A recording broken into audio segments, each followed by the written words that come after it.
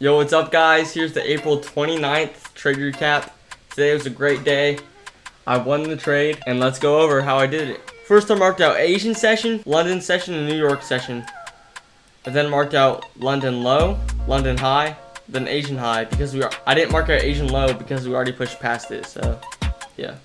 Then when New York market opened, we swept London low and had a breakish structure to the upside right when this candle closed.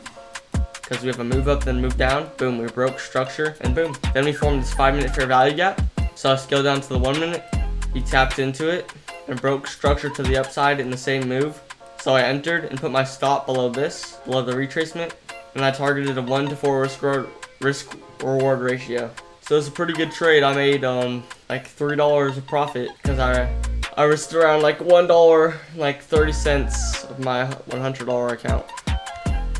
So yeah, hope you guys enjoyed the video. Make sure to like and subscribe. Why is it's kind of laggy.